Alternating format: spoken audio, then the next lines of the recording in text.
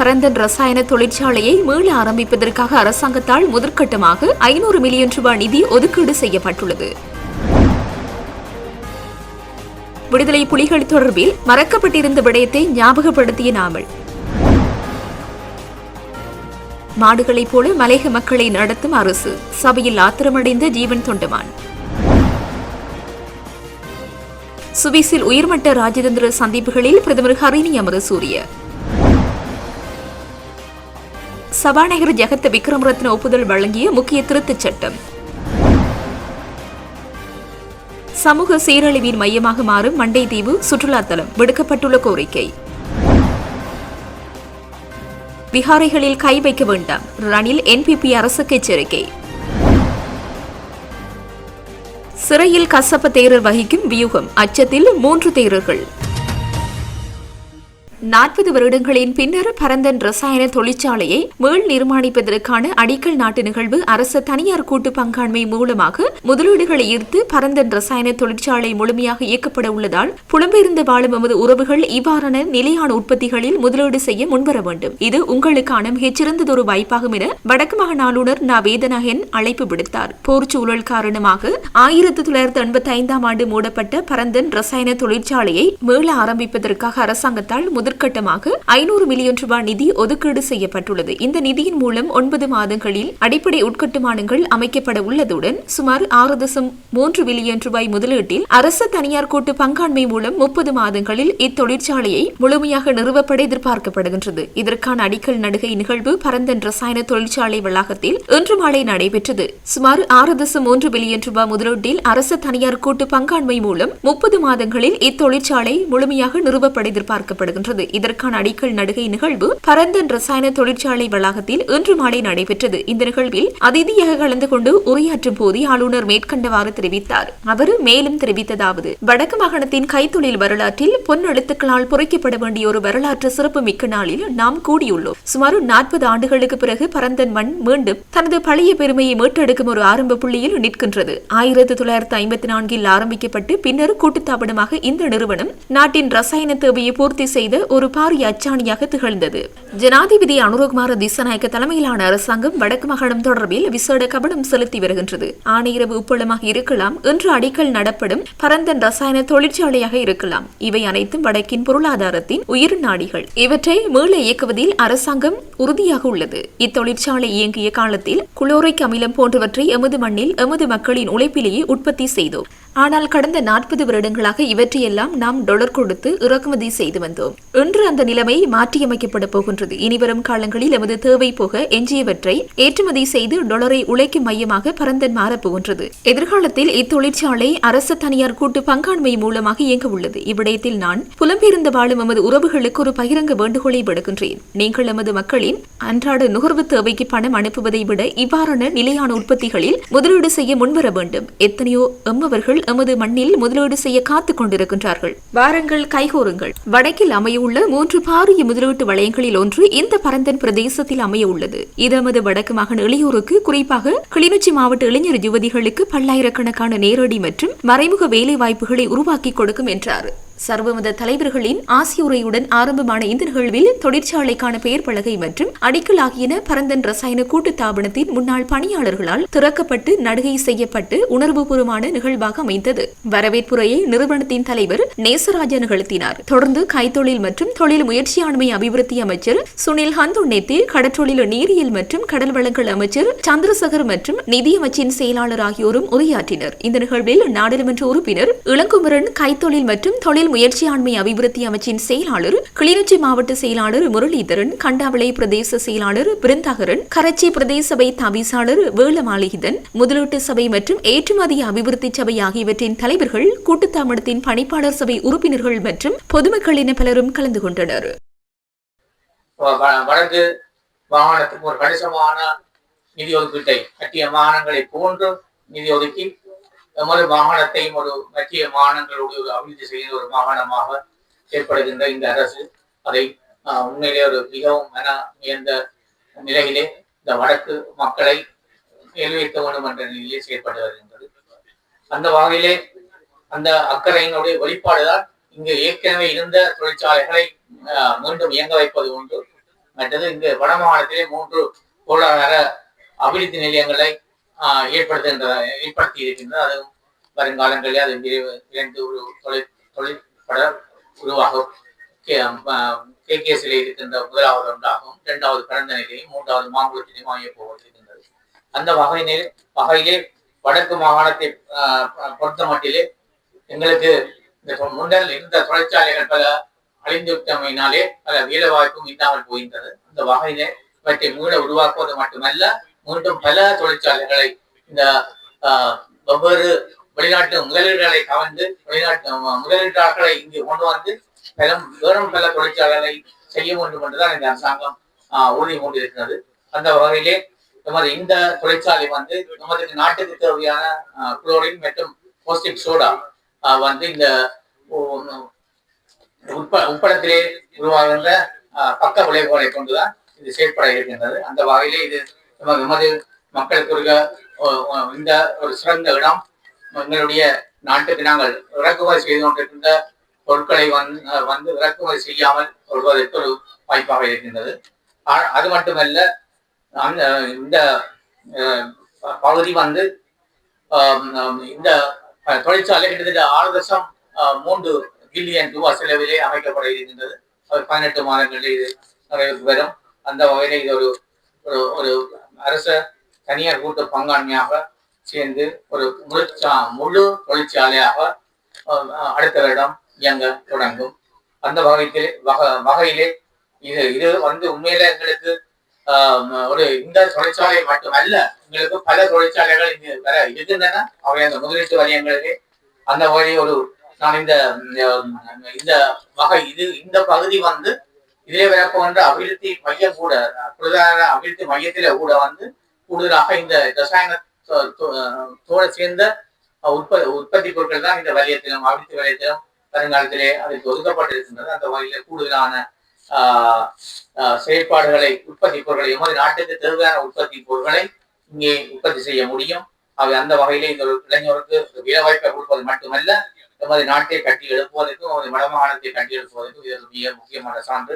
அந்த வகையிலே நாங்கள் இங்கு வந்திருக்கின்ற இந்த கௌரவ அமைச்சர் சுனில் கந்தனேட்டி அவர்கள் இது 2வது தடவையாக இங்கு வந்திருக்கிற இந்த தொழிற்சாலையை ஆரம்பிப்பதற்காக இந்த 2வது உட்படத்திற்கு பிறகு இதை ஆரம்பிப்பதற்காக அந்த வகையிலே அவர்களுக்கு மனமார்ந்த நன்றிகளை கூறி, இந்த அரசாங்கத்தினாலேதான் இந்த வட மாகாணம்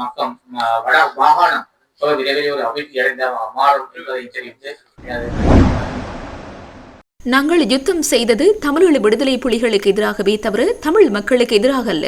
அது மறக்கப்பட்டிருந்தால் ஞாபகப்படுத்திக் கொள்ளவும் என நாடாளுமன்றத்தில் நாமல் ராஜபக்ச தெரிவித்திருந்தார். டிட்வா சூறாவளி தொடர்பான விசேட குழு நியமிப்பதற்கான விவாதத்தில் உரையாற்றும் போது இன்று இதனை தெரிவித்தார். தொடர்ந்து உரையாற்றியவர், இவர்கள் ஒரு பக்கம் பௌத்த பிக்குகளை விமர்சிப்பதோடு எங்கேயாவது புத்தர் சிலை வைக்கப்பட்டு விஹாரை அமைத்தால் அதற்கும் எதிர்ப்பு தெரிவிக்கின்றனர். ஆனால் நாகதீப விஹாரைக்கு சென்று சில்லெடுத்தால் அது இனவாதம் என ஜனாதிபதி சொல்கிறார். தமிழ் மக்களுக்கு கதிர்காமத்திற்கு செல்வதற்கான சுதந்திரம் இருப்பது போல சிங்கள மக்களும் நாகதீப விஹாரைக்கு செல்கின்றனர். அத்தோடு கத்தோலிக்க மக்கள் மடு தேவாலயத்திற்கு செல்லவும் முடியும். அரசு தரப்பு எதிர்க்கட்சியில் இருக்கும் போது இருந்த மனநிலையில் பார்க்க வேண்டாம் என்று அதெல்லாம் மாறிவிட்டது. 76 வருட சாபங்கள் தொடர்பில் பேசிக் கொண்டிருக்காமல் 77வது வருடத்தில் வந்திருக்கும் அனர்த்தத்திற்கு முகம் கொடுக்க முடியாமல் பார்த்துக் கொண்டிருந்த அரசாங்கம் அண்மையில் ஏற்பட்ட தாளமுக்கத்தில் சூறாவளி வருவதாக ஒவ்வொரு மணித்தியாளங்களுக்கும் SMS அனுப்பினர். ஏனும் டிட்வா தொடர்பில் இவ்வாறு செயற்படவில்லை எனவும் கேள்வி எழுப்பியுள்ளார். மலையக மக்களை 2ஆம் தரமாக அரசாங்கம் நடத்தியதாக நாடாளுமன்ற உறுப்பினர் ஜீவன் தொண்டமான் தெரிவித்தார். நாடாளுமன்றத்தில் இன்று நடைபெற்ற அமர்வின் போது அவர் மேற்கண்டவாறு குறிப்பிட்டார். மேலும் அவர் கூறுகையில், மலையகத்தில் உள்ள சிவில் அமைப்புகள் சேர்ந்து ஒரு ஆவணத்தை முன்னெடுத்தன. அவற்றை அரசாங்கம் பொருட்படுத்தவில்லை. நோர்வுட் பிரதேச செயலகத்தை ஹட்டனுக்கு மாற்றுவது தற்காலிகமாக அல்லது நிரந்தரமா? அரசின் வர்த்தமானி மூலமாக வர்த்தமானியை வெளியிட வேண்டாம் எனவும் தெரிவித்தார். மாசத்துக்கு முன்னால அனர்த்தத்தினாலேயும் சரி, அங்க இருக்கிற சில குறைபாடுகள்னாலேயும் சரி, நாங்க ஹட்டனுக்கு மாத்திரம் சொல்லியிருந்தாங்க. இன்னைக்கு அந்த மாற்றம் தற்காலிகமான மாற்றமா நிரந்தரமான மாற்றமா? இன்னைக்கு நோர்வுட் பிரதேச சபைக்கு உட்பட்ட குடும்பங்கள் கஷ்டப்படுறாங்க. அதே நேரத்தில் நோர்வுட் பிரதேச செயலகமா இருக்கட்டும், தலவாக்கல பிரதேச செயலகமா இருக்கட்டும், ரெண்டுக்குமே ஒரே செயலாளர். அதாவது 3 நாள் தலவாக்கலைக்கு ஒதுக்கி வைப்பாரா, 2 நாள் நோர்வுடுக்கு ஒதுக்கி வைப்பாராம். அப்படி இருக்கும்போது இந்த பிரதேச செயலகத்தை உருவாக்கி என்ன பிரயோஜனம்? அதே நேரத்தில் கௌரவ உறுப்பினர் அவர்களே, எல்லாருக்கும் ஒரு விஷயம் இங்கே புரிஞ்சாகணும். இந்த நோவுட் பிரதேச செயலகத்தை ஹட்டனுக்கு இடமாற்றம் செஞ்சது ஒரே ஒரு காரணனால தான். ஆளுங்கட்சியில் இருக்க ஒரு உறுப்பினர் அங்கே ஹட்டனில் அவங்களுக்கு போய் உட்காந்தா வசதியாக இருக்கும்னு அங்கே உட்காந்து அரசாங்கம் கொடுக்குற நிவாரணங்களை அவங்க கொடுத்ததா சொல்கிறாங்க. அது பிரச்சனை இல்லை, அது அரசியல், அதை கூட மன்னிச்சு விடலாம். ஆனால் ஒரு நபரின் வசதிக்காண்டி மற்ற இடங்களில் ஏன் வளங்களை குறைச்சாகணும்? அதே மாதிரி நோவுட் பிரதேச செயலகம், அம்பகமு பிரதேச செயலகம் ரெண்டுக்குமே ஒரே கணக்கு உத்தியோகத்தர். ஏன் அரசாங்கத்தால் நியமிக்க முடியல? நாங்கள் இந்த நாட்டின் பிரஜைகள் கிடையாதா என்ன? அது மட்டும் இல்லாமல் இன்னைக்கு இருக்கிற சூழ்நிலையில் நீங்கள் எல்லாருமே இன்னொரு விஷயமும் புரிஞ்சுக்கணும். இப்போ காலையில் நான் பார்த்தேன், அமைச்சரவையிலேருந்து ஒரு கடிதம் வந்திருக்கு. அமைச்சரவை அனுமதி கொடுத்துருக்காங்க 1750 ரூபா சம்பளத்தை வழங்குறதுக்கு. மலையக மக்கள் கிட்ட நான் இந்த விஷயத்தை நேரடியாகவே பேச விரும்புகிறேன். உங்கள் ஆளுங்கட்சியோட வரவு செலவு திட்டத்துக்கு ஆதரவாக வாக்களித்தது இந்த ஜீவன் தொண்டமான், வேற யாருமே எதிர்கட்சியில் கிடையாது. வாக்களித்த காரணம் பயத்தினாலேயோ கிடையாது, உங்கள் மூலியமாக மலையக மக்களோட சம்பளம் அதிகரிச்சா சரின்னு.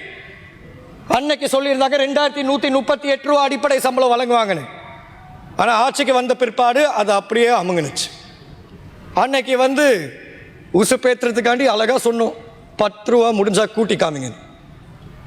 அன்னைக்கு மலையக மக்கள் நலன் கருதி சம்பளத்தை கூட்டுறதுக்கு முயற்சி எடுத்தாங்களான்னு தெரியல, ஜீவன் தொண்டமான தவறுன்னு நிரூபிக்க முயற்சி எடுத்தாங்க.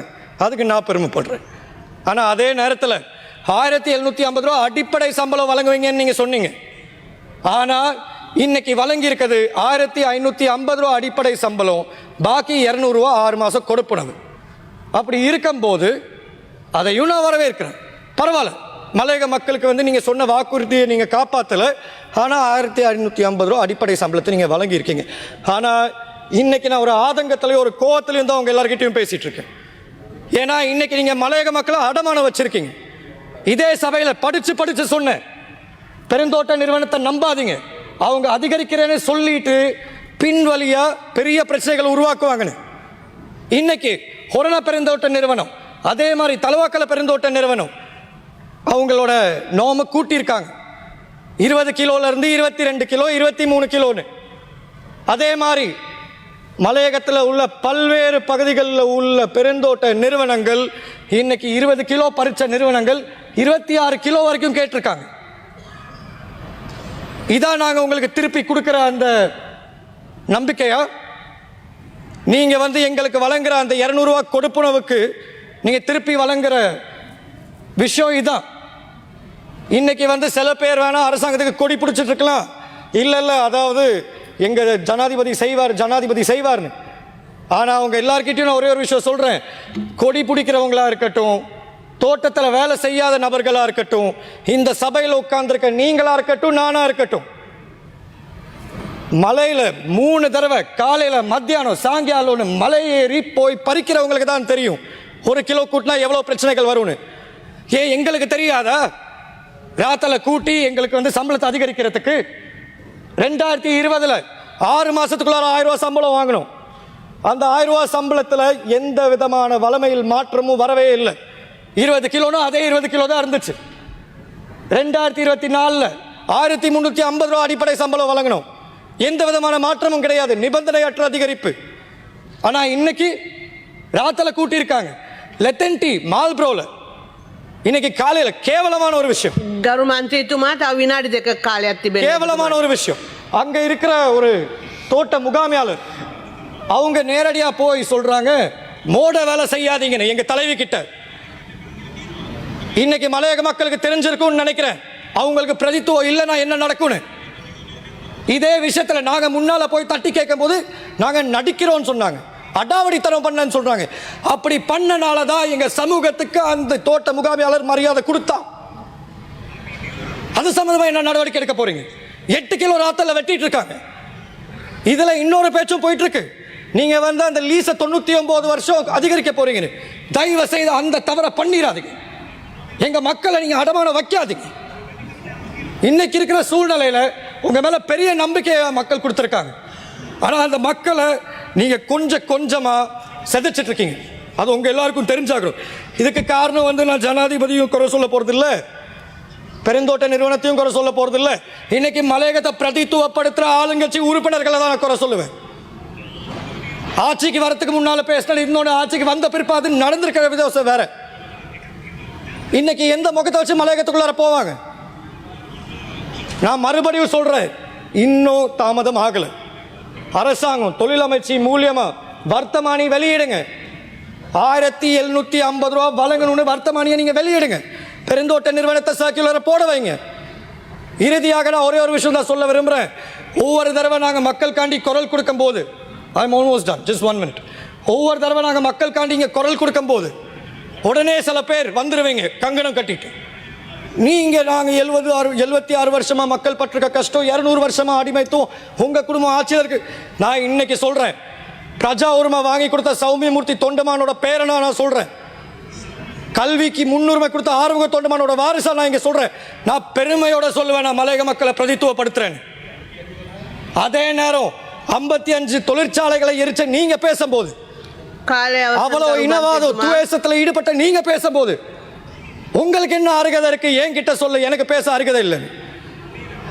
நான் ஒரு அரசியல் குடும்பத்தில் பிறந்து வந்தவன் தான். ஆனால் அதுக்காண்டி மலையக மக்கள் மீது எனக்கு இருக்கிற பாசம் பற்று மரியாதையை தீர்மானிக்கிறதுக்கு இங்கே யாருக்கும் அதிகாரம் இல்லை. அவசான் கரமு. சுவிட்சர்லாந்திற்கு பயணம் மேற்கொண்டுள்ள பிரதமர் கலாநிதி ஹரிணி அமரசூரிய அங்கு உயர்மட்ட ராஜதந்திர சந்திப்புகளில் ஈடுபட்டு வருகின்றார். உலகத் தலைவர்கள் மற்றும் சர்வதேச அமைப்புகளின் பிரதிநிதிகளுடன் அவர் பேச்சு நடத்தி வருகின்றார். அந்த வகையில் சிங்கப்பூர் ஜனாதிபதி தர்மன் சண்முகரத்னத்துடன் இருதரப்பு கலந்துரையாடலில் பிரதமர் ஈடுபட்டார். இதன்போது டிட்வா சூறாவளியை தொடர்ந்து இலங்கைக்கு சிங்கப்பூர் வழங்கிய உதவிகளுக்கு பிரதமர் நன்றி தெரிவித்தார். இரு நாடுகளுக்கும் இடையிலான இருதரப்பு ஒத்துழைப்பை மேலும் வலுப்படுத்துவதற்கான வழிகள் குறித்தும் விரிவாக கலந்துரையாடப்பட்டது என்றும் பிரதமர் கூறினார். அதேவேளை சர்வதேச நாணய நிதியத்தின் முகாமைத்துவ பணிப்பாளர் கிறிஸ்டலினா ஜோர்ஜியவாவையும் பிரதமர் சந்தித்து இருதரப்பு பேச்சு நடத்தினார். இந்த கலந்துரையாடலில் தொழில் அமைச்சரும் நிதி அமைச்சருமான கலாநிதி அனில் ஜெயந்த பெர்னாண்டோவும் பங்கேற்றார். மேலும் சில சர்வமத அமைப்புகளின் பிரதிநிதிகளுடனும் பிரதமர் கலந்துரையாடினார். சுவிஸில் நடைபெறும் உலக பொருளாதார மன்ற மாநாட்டில் பங்கேற்க வருகை தந்துள்ள மேலும் சில நாடுகளின் தலைவர்களை அவர் இன்று சந்திக்க உள்ளார். எதிர்வரும் 23 அல்லது 24ஆம் தேதி அளவிலேயே பிரதமர் நாடு திரும்புவார் என்று அறிய முடிகின்றது.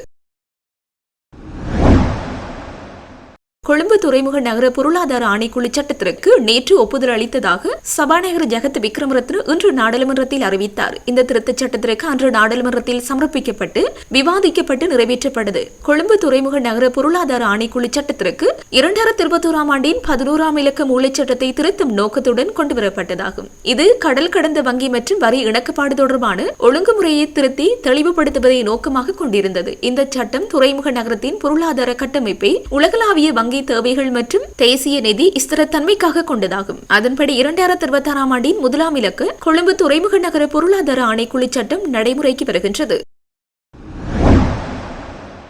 உருவாக்கப்பட்ட நோக்கத்திற்கு மாறாக சமூக சீரழிவின் மையமாக உருவெடுத்து வரும் மண்டைதீவு சுற்றுலா தலத்தை சமூக விரோத செயற்பாடுகளின் பிடியிலிருந்து விடுவித்து அது அமைக்கப்பட்ட நோக்கத்தை செயலுருவாக்க நடவடிக்கை எடுக்க வேண்டும் என வேலணை பிரதேச சபை உறுப்பினர் அனுசியா வலியுறுத்தியுள்ளார். வேலணை பிரதேச சபையின் மாதாந்த அமர்வு இன்று தவிசாளர் சிவலிங்கம் அசோக்குமார் தலைமையில் நடைபெற்ற போது குறித்த சூழலியல் சுற்றுலா குறித்து பல்வேறு பிரச்சினைகள் சபையில் விவாதிக்கப்பட்ட நிலையில் அவர் இவ்வாறு குறிப்பிட்டார். இது குறித்தவர் மேலும் தெரிவிக்கையில், வேலணையில் அபிவிருத்தியையும் சுற்றுலா வளையமாக்களையும் ஊக்குவிக்கும் வகையிலும் சுற்றுலாவிகளுக்காக சுமார் 77 மில்லியன் செலவில் சுற்றுலா அமைச்சினால் 2016ஆம் ஆண்டு உருவாக்கப்பட்டதே இந்த மண்டைதீவு சுற்றுலா தலமாகும்.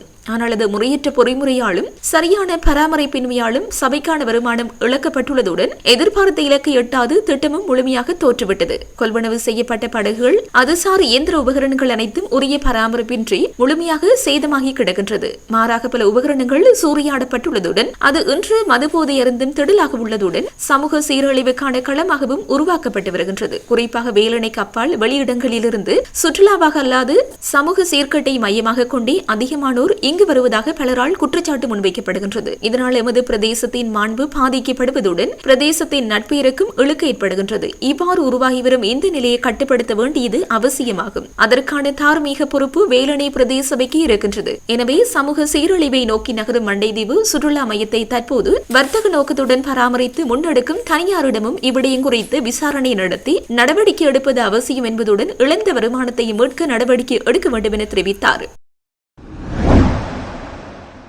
நாட்டின் ஆட்சியாளர்கள் பௌத்த மதத்தை பாதுகாக்க கடமைப்பட்டுள்ளதாக முன்னாள் ஜனாதிபதி ரணில் விக்ரம்சிங்கே தெரிவித்துள்ளார். தற்போதைய ஆட்சியாளர்கள் அப்பொறுப்பில் இருந்து விலகிக் கொள்ள முடியாது என அவர் மேலும் சுட்டிக்காட்டினார். காலி பிரதேசத்தில் நடைபெற்ற சமய நிகழ்வொன்றில் கலந்து கொண்டு உரையாற்றும் போதே ரணில் விக்ரம்சிங்கே இந்த கருத்துக்களை வெளியிட்டார். அங்கு மேலும் கருத்து தெரிவித்தவர், விகாரிகள் மற்றும் தேவாலயங்கள் சட்டம் நிறைவேற்றப்பட்டுள்ளது. அதற்கமைய விகாரிகளுக்கு சொந்தமானவை விகாரிகளுக்கும், தேவாலயங்களுக்கு சொந்தமானவை தேவாலயங்களுக்கும் உரியவனவாகும். நாம் வழங்கும் தங்க நகைகள் அனைத்தும் விகாரிகளுக்கோ அல்லது தேவாலயங்களுக்கோ சொந்தமானவை. அவற்றில் கை வைக்க சென்று நாட்டுக்கு என்ன நடக்கும் என்று எனக்கு தெரியாது.